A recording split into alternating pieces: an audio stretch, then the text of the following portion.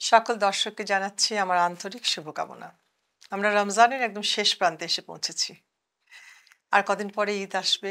সকলের বাড়িতে একরাশ আনন্দ নিয়ে। আমরা কেউ ঢাকায় থেকে ঈদ করব, কেউ যাব আমাদের দেশের বাড়িতে, কেউ বা এক শহর থেকে আরেক শহরে।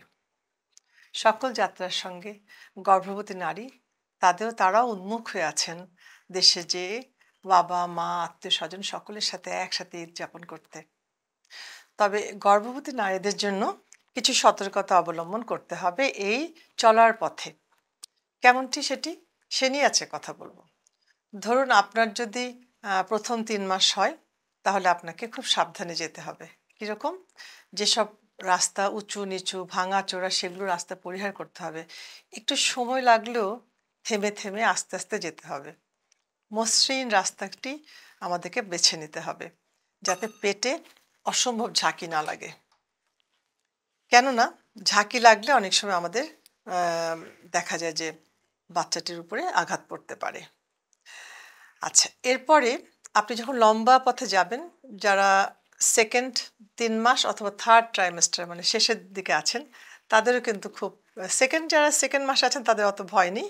কিন্তু যারা একদম শেষের দিকে রয়েছেন তাদের জন্য কিন্তু অত্যধিক সতর্কতা অবলম্বন করতে হয়। কেননা অনেক সময় দেখা যায় যে লম্বা জার্নি হলে সেখানটায় প্রিম্যাচিওর ডেলিভারি অথবা সময়ের আগেই ব্যথা উঠে যেতে পারে।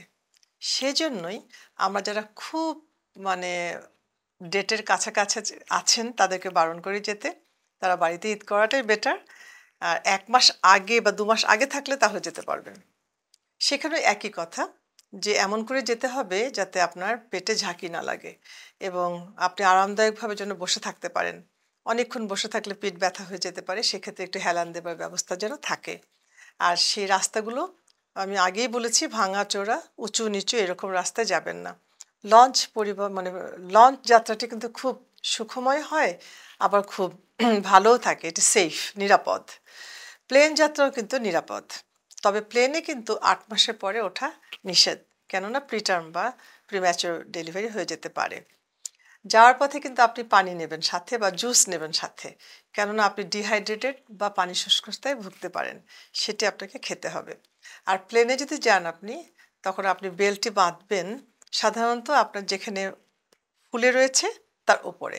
এবং এটি আপনার এয়ার হোস্টেসকে বলবেন। তারা এটার সম্পর্কে ট্রেন্ড, দক্ষ। তাদের বলে তারা এসে আপনার বেল্টটা বেঁধে দেবে। একদম ঠিক বেবির উপরে বাঁধবেন না। দ্বিতীয়ত পাটি নাড়াবেন সারাক্ষণ।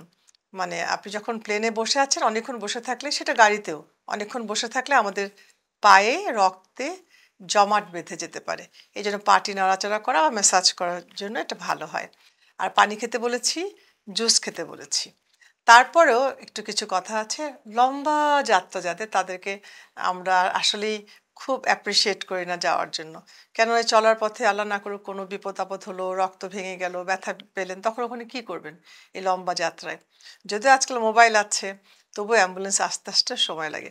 সুতরাং এমনটি যাত্রাটা খুব কাছাকাছি ৩-৪ ঘন্টা ৫ ঘন্টার মধ্যে হলে ভালো হয়।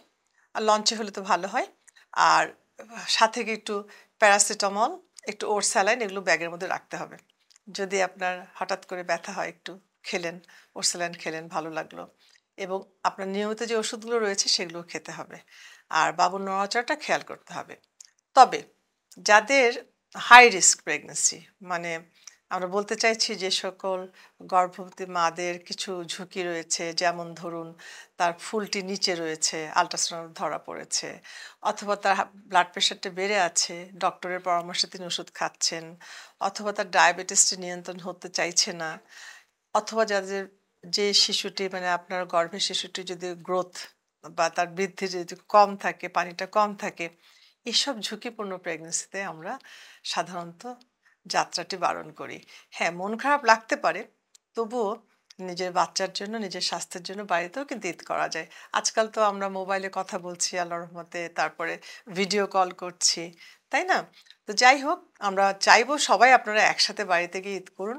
মা, বাবা, আত্মীয়স্বজন, ছেলে, সন্তান, বাচ্চারা সকলের সাথে ঈদের আনন্দ ভাগাভাগি করাতে তো আনন্দ রয়েছে। আশা করছি আমার এই টিপসগুলো আপনার কাজে লাগবে।